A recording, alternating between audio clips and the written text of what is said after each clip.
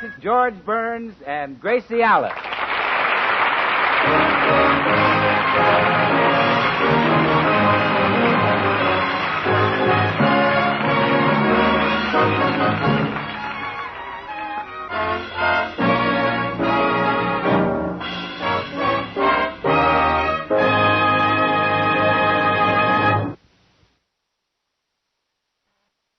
Well, it seems that Gracie went to the beauty shop this morning and hasn't returned yet.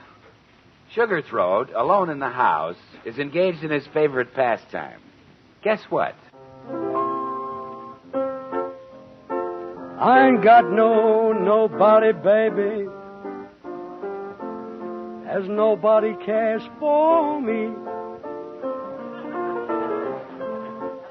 I'm so sad and lonely, baby. What'll I take a chance with me? Ba-do-do-do. Oh, hello. Hello. I heard the singing as I came up the walk. Is Bing Crosby's program still on? That wasn't Crosby singing.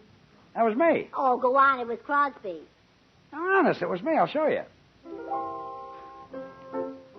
I ain't got nobody, baby. My goodness, you're getting to sound more like Bing Crosby every day. I know. Got to practice more. I'm slipping. Where have you been all morning? At the beauty shop with Blanche Martin. Oh, George, she was telling me about the night she married Harry.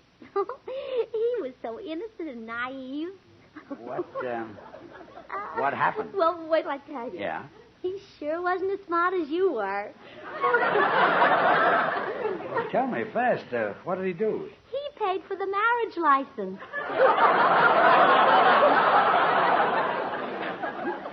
I was a little short that week. I had to put new taps on my shoes. But, dear, how do you like my hair? Oh, it's beautiful. We went to a new beauty shop called Francois. Sounds classy. Oh, it is.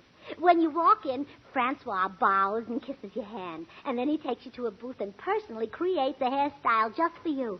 I'll bet Francois expects plenty in return for all this service. Well, sure. When I left there, stood Francois with his hand out. Naturally. So what could I do? I kissed it. You kissed it? Mm-hmm. Francois looked surprised. I guess most American women don't know what to do. Yeah, but they can't make him too continental for you, kid. You know, I ran into lots of friends at the beauty shop. Mary Livingston was there getting a dye job, and Hold it, Gracie. You shouldn't tell things like that. I'm sure Mary wouldn't want her friends to find out. Well, they know about it. Does Jack Benny know? Well, he ought to. It was his hair.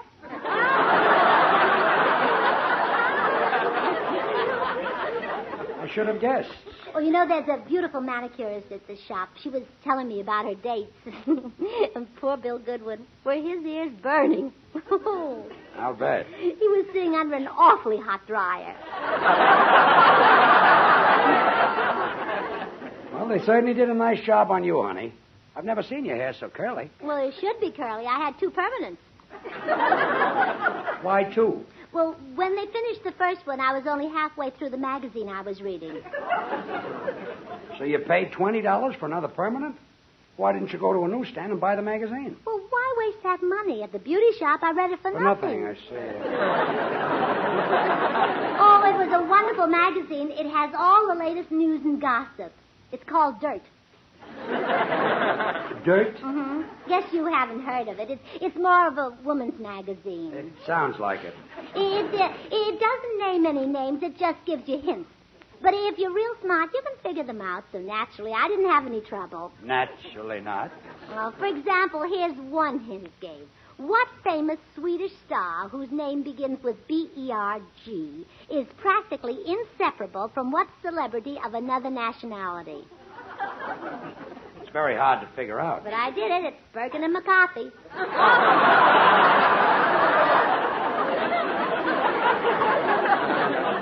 You're too smart for him, honey. Mm-hmm. Look, from now on, do your reading at the public library.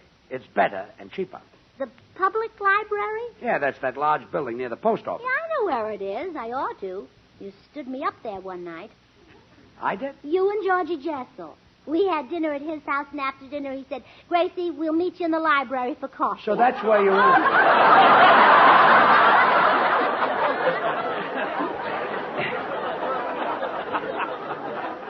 Waited and waited. I know you did. I did, too. I didn't know what happened to you.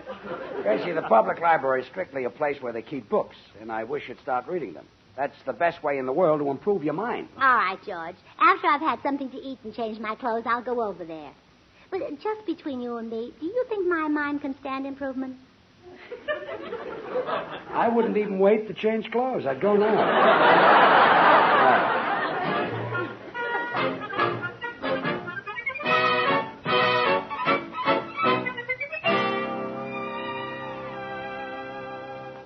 How do you do?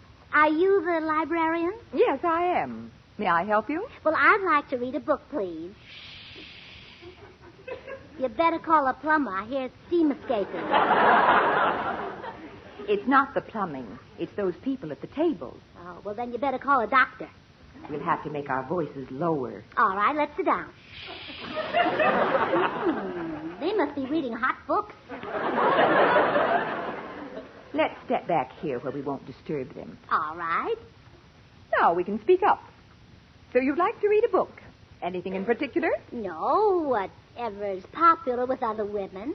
Right now, most women are taking out the Egyptian. Well, I'm married. I better just read a book. Now, I like to eat candy while I read, so I want a book that'll run about a half a pound of assorted chocolate. I'll do the best I can. Here's a very popular book, Rage to Live by John O'Hara. How many pages? About 350. Haven't you got something less fattening? What type of book would you like? Historical, biographical, documentary, current, past, fiction, nonfiction? That'll be fine. You'll have to make a choice. Oh, here's a cute little book. That's the new pocket dictionary. Oh, go on. It's too dark to read in a pocket. Madam, please tell me what you'd like. Well, what do you like? Personally, I'm very fond of Ernest Hemingway. Is he better looking than the Egyptian? I'm fond of his books. You know, my husband likes mystery stories. But he won't spend any money on books. He borrows them. He reads those real scary ones. Poe? No, he's got plenty. Just won't spend it. I have to get back to my desk. If you find anything you like, just let me know.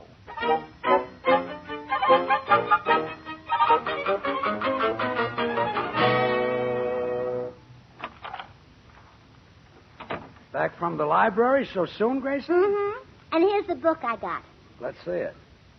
How to Stop Worrying and Start Living by Dale Carnegie. Say, this is a good book. Oh, the librarian suggested it, huh? No, I picked it out myself. Gracie, I can't believe it. Well, I did. Darling, I'm proud of you. This is a wonderful book. Sure, the color matches my new hat. In other words, you don't care what's between the covers. Well, of course I care what's between the covers. I'm crazy about you, George.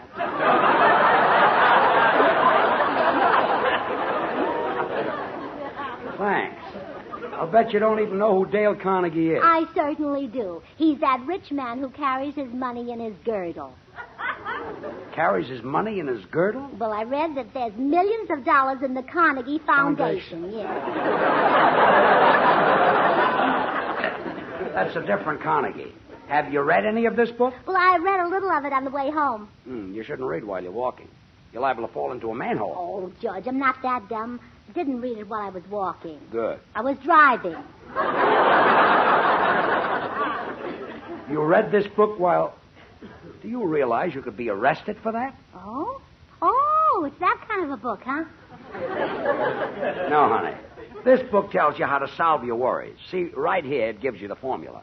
First, ask yourself, what's the worst thing that could happen to you? And second, you prepare yourself to meet it. Well, I'll try that. Now, let's see now. The worst thing that could happen would be if you left me. How could I meet it? Yes. Well, I guess I'd have to marry someone like Charles Boyer or Gregory Peck.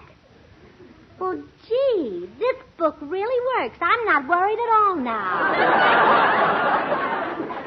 Read the book. It'll do you lots of good. Well, it looks very interesting. Listen to the title of this chapter, George. If you have a lemon, make lemonade.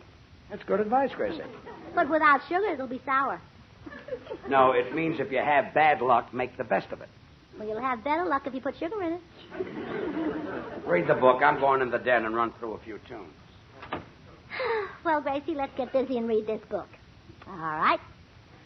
Look what it says here. Worry kills more people than automobiles. Well, I guess automobiles are harder to kill.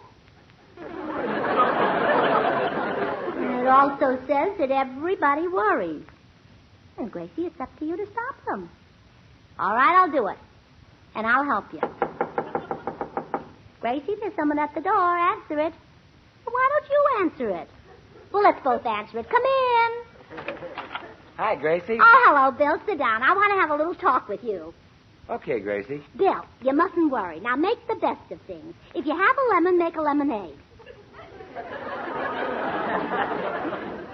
What if you got a broken leg? Sit down while you make the lemonade. Well, I'll do that the next time I got a lemon and a broken leg. Good. Do you know that worry can make you old and gray? That it can leave you wrinkled and stooped? Oh, sure it can. By the way, where is George? He said he wanted to talk to me. Oh, he's in the den. But before you talk to him, I just want to tell you not to worry. No matter what happens, don't worry. Well, why should I worry? Gracie, do you know something that I don't know? Well, I certainly do, Bill. And I want to help you. Now, let's take the worst thing that could happen. Let's say you lose your job. Lose my job? So that's it. Yes. Now, how will you meet this? What will you do? Well, what can I do?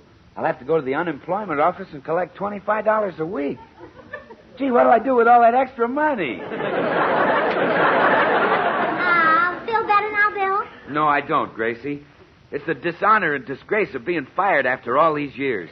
For 10 years, I've faced George across a microphone. And now, just when I'm getting so I can take it, he lets me go. Now, Bill, you mustn't worry. For 10 years, I've been a faithful announcer for George. I've held my sides when he told his jokes and my nose when he sang. Oh, I'll admit I'm no Don Wilson. On my salary, who can buy that much food? Well, he can't do this to me. Excuse me, Gracie. Hiya, Bill. Get a load of this. I ain't got nobody. You ain't got no voice either. What? You heard me. You sound like a goat that swallowed a tin can with the lid open. Bill, this is the boss you're talking to. Not anymore. I quit. Goodbye. What in the world got into him? I never saw him so mad before in my life. George, what happened? Bill Goodwin just quit. I can't understand it. It's got me worried. Well, it looks like I got this book just in time.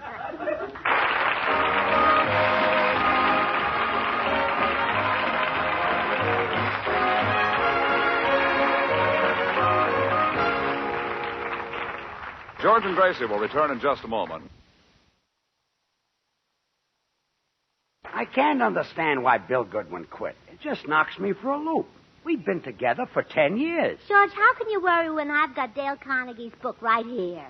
Does that book tell you where to get another announcer as good as Bill? Well, wait a minute. I'll look through it.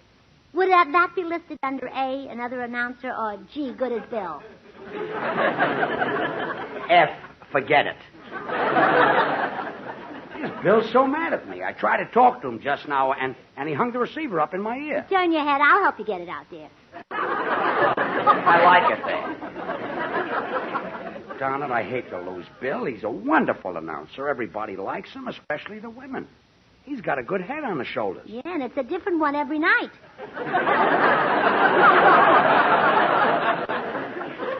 What could he be sore about? George, Mr. Carnegie's book says that you shouldn't worry about something that's already done. Chapter 11 says, don't try to saw sawdust. I'll remember that. Of course, that's not a new idea. I've had that in my head for years. Look, why don't you take the book and go into the other room? But, George, it can help you. You know, I'll bet Dale Carnegie got the idea for this book from my family. My family just never worry. And they had something to worry about. Well, sure. My brother Willie had a frozen foot, but he didn't worry. Willie, he was the door-to-door salesman, wasn't he? Yes, that's how he froze his foot. What's that? Oh, that's how he froze his foot. The How? force of habit. Force of habit? Yeah, every time he opened the refrigerator, he stuck his foot in the the door. Gracie, even after that story, I'm still worried about Bill. Of course, the one who really never worried was my Uncle Charlie. Would you like to hear about my Uncle Charlie? He was a bookkeeper, but he never worried. He used to say, worry today and gone tomorrow because it's a long road that has no turning when you burn your bridges behind you and tomorrow may bring another day. I can't wait to sign up Uncle Charlie. Is he still a bookkeeper? No, they fired him. He talked too much. Maybe I ought to offer Bill a raise. You're still worried, huh? I am. Now, you take my sister Bessie. No, thanks. Bessie never worried. She was all set to elope with a man, but his ladder wouldn't reach the 3rd floor. So the man eloped with a girl on the 2nd floor. But that didn't worry Bessie. No, she just fell in love with a man who had a taller ladder. Look, So Gracie. be like Bessie, don't worry. Yes, I'll just find an announcer with a taller ladder. Have I straightened you out, dear? Like a board.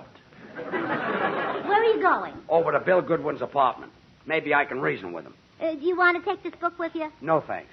Well, if you have any trouble, just think of my family. They had something, George. Something different.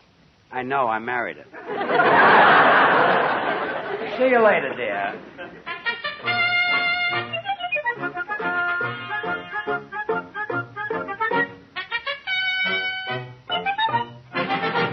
I'm glad you dropped by, Gracie. Blanche, I just had to tell you about the marvelous new book I'm reading. It's called How to Stop Worrying and Start Living. Oh, well, sit down and tell me about it, Gracie. Harry's working late at the office tonight. Well, Blanche, now, thanks to this book, nothing can worry me.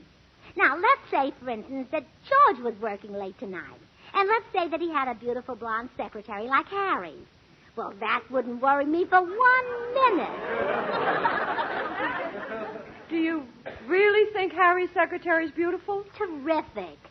But as I was saying, Well, she does have a nice figure. Well, she just happens to have the kind of a figure that men like. You know, gorgeous. But as I was saying, And Harry's alone with her right now, probably chasing her around the desk. Well, if it were George chasing her, I wouldn't worry at all. Neither would I, but my husband can catch her.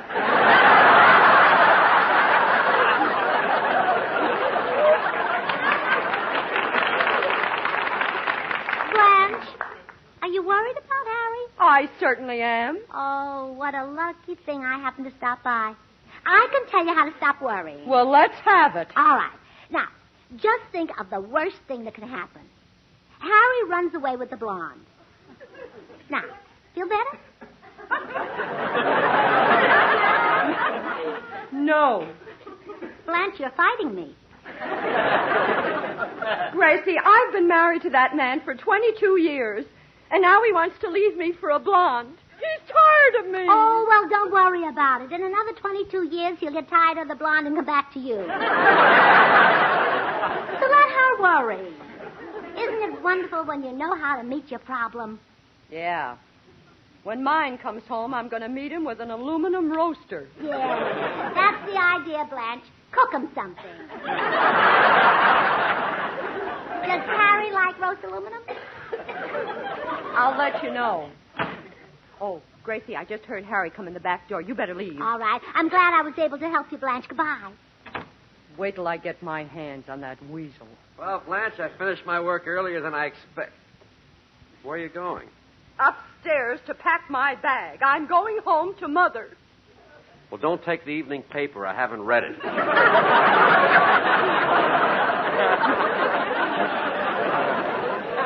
You beast. Telling me you were working at the office. I was, but it didn't take me long. I caught up early. She couldn't run fast tonight, huh? Who couldn't? That blonde secretary. You worm. When I was a blonde, you said you liked brunettes. Blanche, are you kidding? That blonde secretary hasn't been with me for 3 months. She married the accountant. Really? Sure. But Gracie said... Oh, so Gracie was here. I should have known. You don't understand. Gracie read a book on worry. Read it. That woman wrote it. I tell you, Blanche, she's going to drive me crazy. Oh, she is not. She's already got that poor vegetable man talking to himself. When he asked her to buy an eggplant, she wanted to know how many hens were working in it.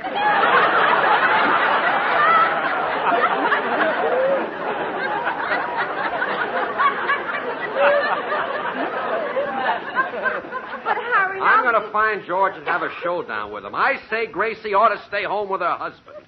If you had that husband, would you stay home? Certainly. Well, I wouldn't. I'd take him back to the judge who married me, and I'd say, look, I know I took him for better or worse, but this is ridiculous.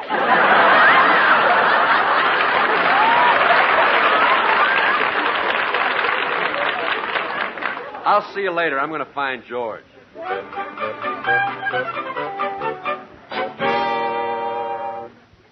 Well, you've got to come back on my show. Oh, no. When I quit, I meant it. Well, what'll I do without you? Get Don Wilson. Get Harlow Wilcox. Get Ken Carpenter. Get Harry Von Zell. Maybe the four of them together can take my place.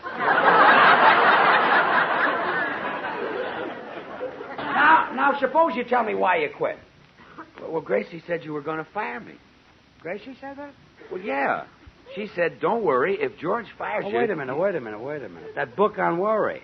I'm beginning to understand now. Come in. Listen, George, are you going to keep your wife at home, or am I going to flatten your nose? Oh, just a minute, Harry. I won't take that from any man. No? No. I'm going to keep my wife at home.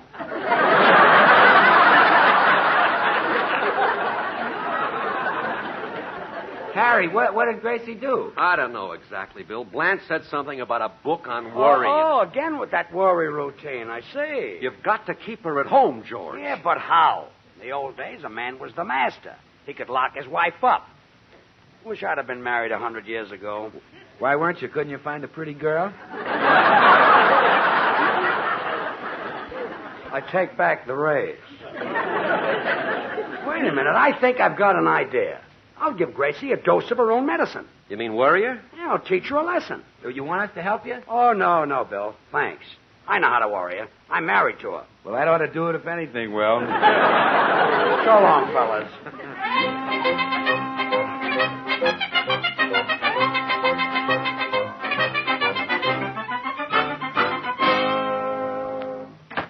Oh, hello, George. I just finished the last chapter of this book. Well, good. Sit down, Gracie. I've got some news for you. I just came from the doctor's office. Really? Yeah. He examined me for insurance. Oh, did he find any? You don't understand, Gracie. I went to the doctor to have a physical examination. Oh, why did you do that? To take out an annuity. Will that leave much of a scar? An annuity is an insurance policy. Oh, good heavens. When did you swallow I didn't that? swallow any. I want to buy some more insurance. Oh. But the doctor turned me down. Why? Bad heart. Then go to a doctor who's got a good heart.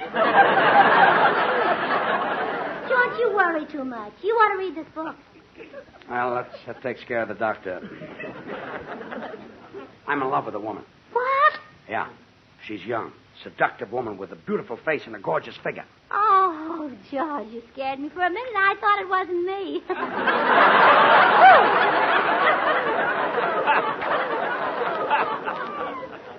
That's the end of routine number 2. Remember that $5,000 we saved up and I bought some stock with it? Oh, sure, I remember that. Well, the stock collapsed and our $5,000 is gone. And now you'll never be able to buy new hats or dresses with it. Does that worry you? It did when I first heard it. When you first heard it? Mm-hmm. While you were at Bill's, your stockbroker called and told me about it. Oh, no.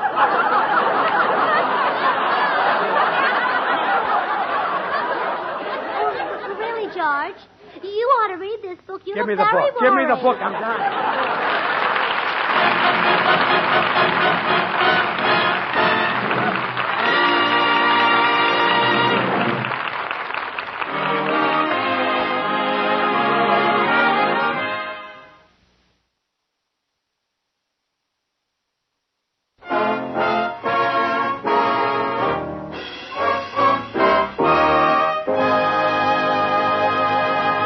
The George Burns and Gracie Allen program was transcribed in Hollywood. Now here are our stars. Good night, folks.